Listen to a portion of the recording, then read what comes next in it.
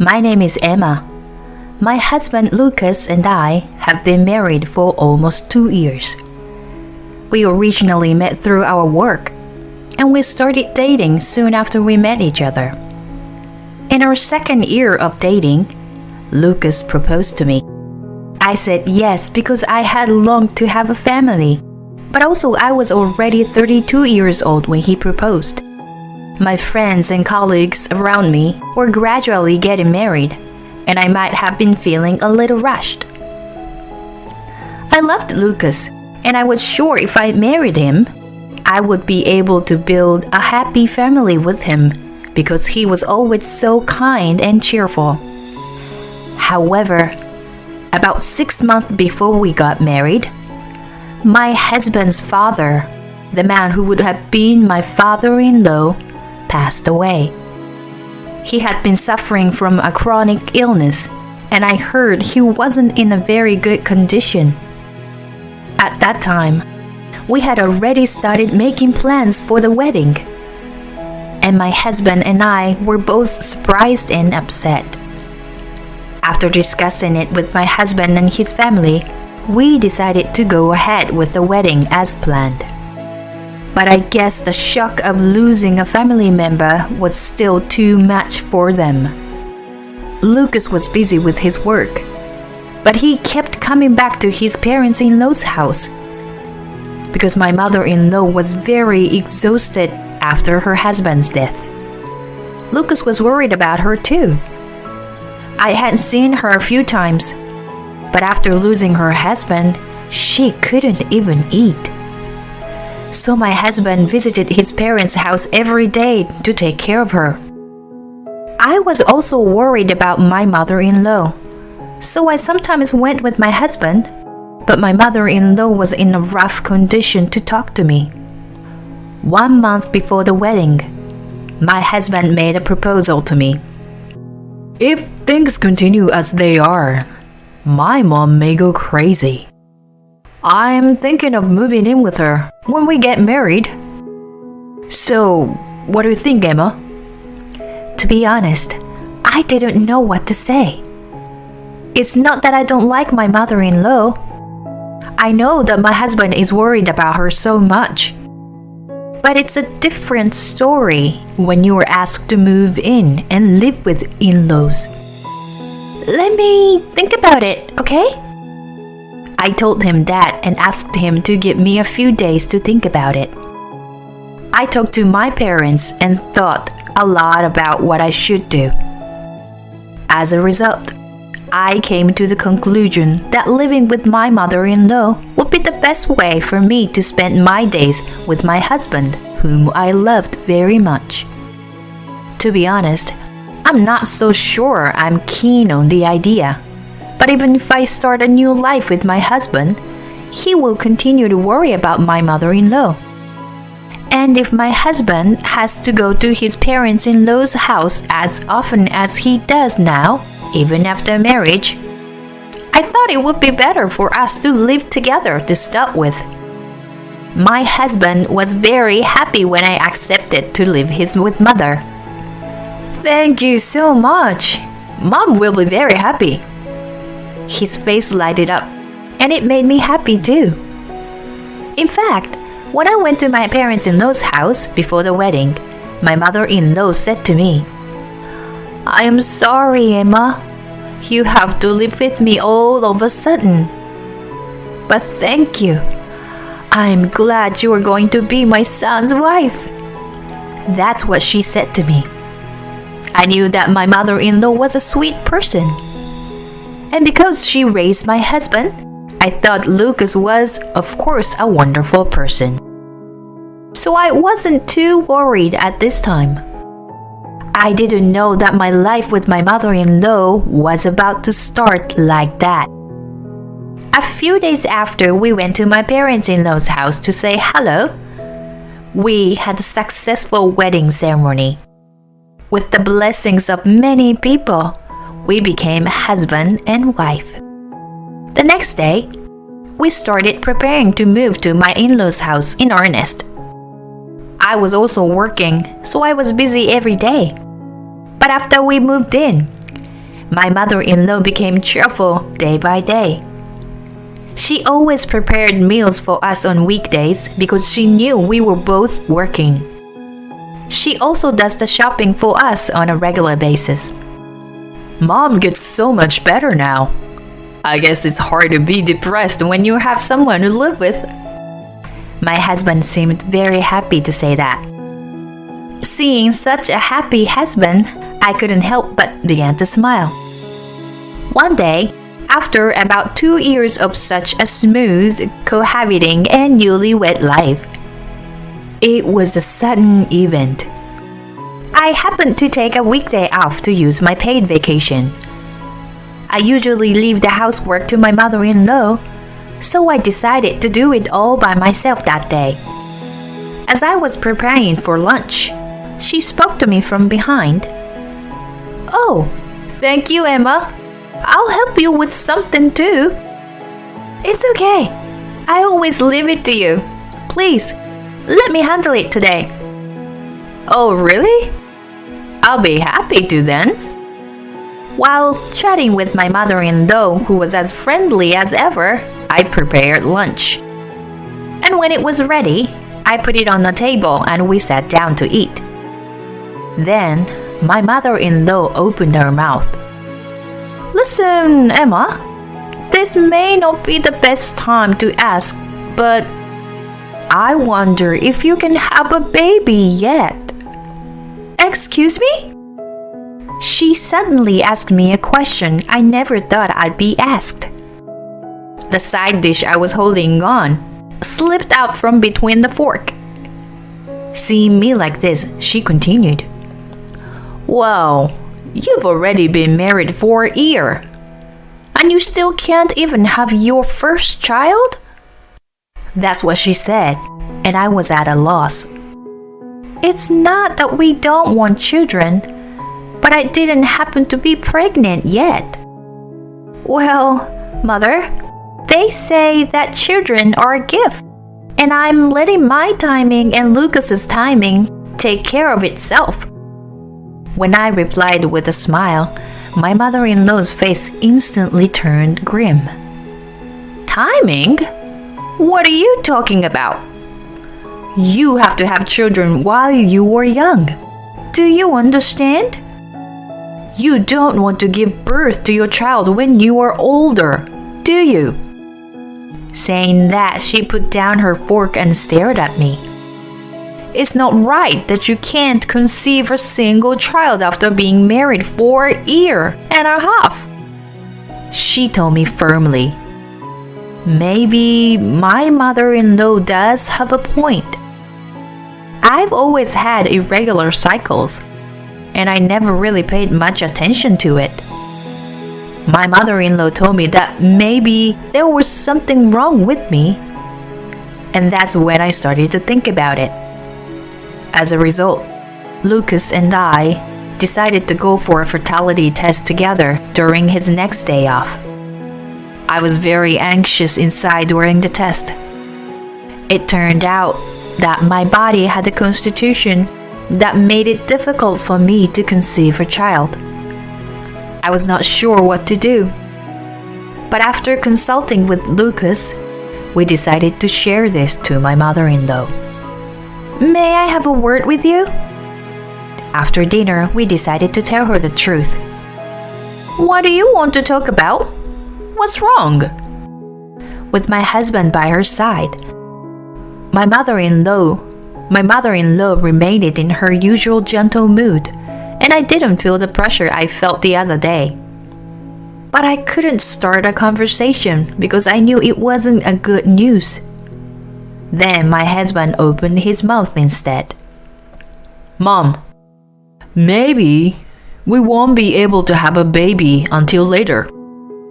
And in the worst case scenario, we may not be able to have a baby." Then my mother-in-law's eyes widened at my husband's words, and she said, "Wait a minute! What are you talking about? Are you kidding me? We've been tested, and it turns out that Emma is constitutionally incapable of conceiving a child." I continued to feel awkward. My mother-in-law was staring at me, and I could feel it even if I didn't want to. "Is it true, Emma?" My mother-in-law questioned me like that, and I replied, "Yes, I'm sorry." That was all I could say that day. But the next day, my hell began. My mother-in-law, who had been so kind to me, started to ignore me. My husband used to be the first to eat breakfast, so I ate with my mother-in-law after him. But for some reason, my mother-in-law started eating alone. "Please don't eat my food without my permission. There is no portion for you." That's what she told me when I tried to prepare my own portion. If I tried to make my own meal, my mother-in-law would say I was in the way. I couldn't talk back, so I ended up going to a deli and grabbed some sandwiches before going to work. One day, before going to bed, my husband said to me, "Emma, I know you're busy, but could you please do your chores a little better?" "What?" "Don't let my mom do all the work. I know she does all the housework for you. Besides, my wardrobe is too messy lately, you know. Can you put my clothes and stuff more neatly?" I never knew what that meant. I always do laundry for me and my husband, and I am the one who puts them in my husband's wardrobe. But every time I put it in there, I fold it neatly and put it in neatly. I even fold them yesterday, like I always do. But he never listened to me. "Then look at it later. It's a mess." With that, he went to bed. I looked at his wardrobe and found it was a real mess, a complete change from when I put it away. What's this? Who would do such a thing? You don't even have to think about it. My mother-in-law is the one who is home alone all day. But I thought maybe it just happened to be messed up when my husband was taking it out. I decided to wait and see. But the next day, Lucas told me something I never thought I would hear. "Emma, are you harassing my mom?" "What? What are you talking about?" I was so confused because I had no idea what he was talking about. "Don't play dumb with me. You broke her mug cup today, didn't you?" "Well, she dropped it herself. I didn't even touch it." It was the day my mother-in-law bought her favorite mug cup. I know that while I was hanging the laundry out to dry, I heard a rattling sound coming from inside the house, and my mother-in-law was lamenting about it. But for some reason, my husband didn't believe me. "How come you did such a thing, knowing that the mug was her favorite?" He blamed me. My husband didn't believe me, even though I repeatedly tell him that I didn't do it. On the contrary, he takes my mother-in-law's side without any proof, keeps accusing me of doing it. Why do you always believe what your mother says? I told you I didn't do it. And I didn't do anything to your wardrobe either. If anyone is going to make a mess, it's your mother. I'm the one being harassed.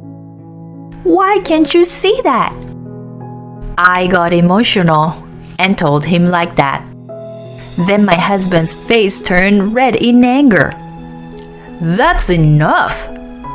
How much more can you make my mother look bad? That's why he yelled at me. I froze on the spot because I never heard him say such a thing before. Then my husband sighed and said, whatever.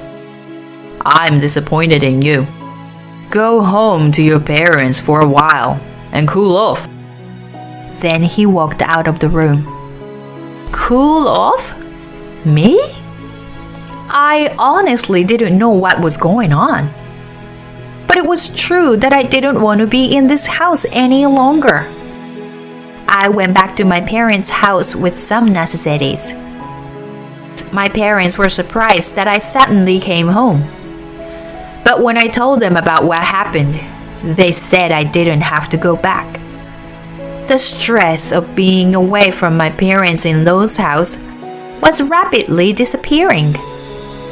I was commuting to work from my parents' house and was living a reasonably fulfilling life. About a month later, I got a text message from my husband. "Emma, I know you want to come home. I will forgive you if you apologize to my mom." The moment I saw that email, I felt a surge of anger towards my husband and mother-in-law that I almost forgotten about. Why should I apologize? Why do I have to be the bad guy? "Okay, I'm going home tomorrow," I texted him back. The next day, I went to my parents-in-law's house to take revenge on my husband and mother-in-law. After work, I went there for the first time in a month and I pressed the intercom. My mother-in-law answered. My husband had not come home from work yet. As soon as she saw me, "I'm so glad you finally came home, Mrs. Bad Wife. I wonder if you've reflected on what you did." She smiled at me as if she was looking down on me inside. I was taken to the living room, but as expected, my mother-in-law's ranting didn't stop until my husband returned. "I heard you told Lucas that it was my fault. How could he believe that? You are just a stranger to us. You've been in the way from the beginning, you know." I wanted to yell at her, but I held it in until my husband came home. He came home a few minutes later.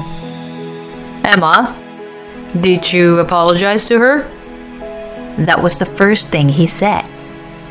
No, I didn't. There's nothing to apologize for." When I said that, my mother-in-law and my husband stormed in on me. "If that's the case, why did you come back?" "I was trying to get you to come back to live with us." I took a deep breath and said, "Thank you for everything you have done for me. That's what I came here to say." My husband and my mother-in-law froze at these unimaginable words. And then I took the divorce papers out of my bag and held them out to my husband. "I've had enough of playing family with you two. Let's go back to being strangers." When I said that, Lucas got angry with his face deep red. "Of course then. Let's do that right now." Then he got desperate, signed the divorce papers, and pushed them on me. "That's enough. You get the hell out of my house, you trashy wife. You just harassed my mother so much." I laughed and laughed in response. "What's so funny?" "I'm sorry. It's just so stupid. You still think you were right about your mother?" Lucas was upset when I said that and said, "What? Of course, she's right." And then I showed him a video. The screen was blacked out, but it was a recording of my mother-in-law's outburst at me. "What the?" My mother-in-law's face turned pale as she listened to it. "Hey, what the hell is this?"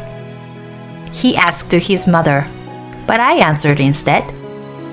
"I have heard a lot of abusive words from your mother." So I've been making a video whenever I am alone with her, ever since I had the idea. Then, why didn't you show it to me earlier? And then this wouldn't have happened. I was so disappointed in Lucas, who again blamed me for his own mistake. How funny! If I hadn't shown it to you, you wouldn't even have believed me, right? We are husband and wife, and you didn't intervene or try to solve the problem. You only took your mother's side. When I said this to him, he fell silent and turned his head down. By the way, I didn't do the wardrobe thing either. If you think I'm lying, go to the police and ask for fingerprints or whatever they do. I'm sure your mother's fingerprints are all over the place. When I said that, he huffed and said, Mom, please say she is lying.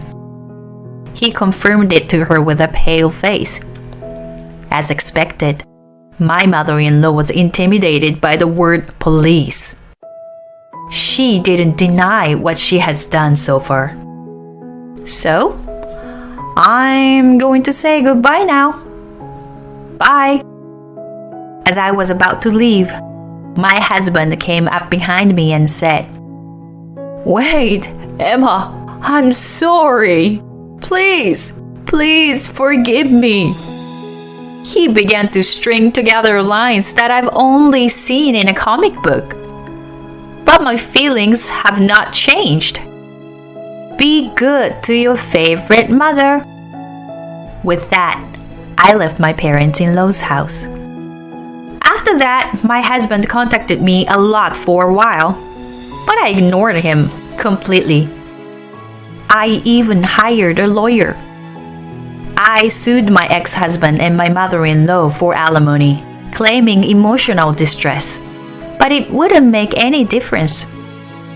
I was able to get them to pay me a reasonable amount of money. I don't know what my ex-husband and mother-in-law are doing now, and I am not interested in that. I now rent an apartment near my parents' house, and I am living a much more fulfilling life than before.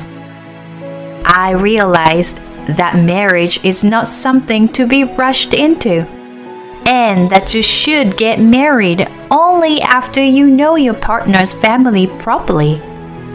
From now on, I would like to make the most of my reflection and try to be a better judge of people.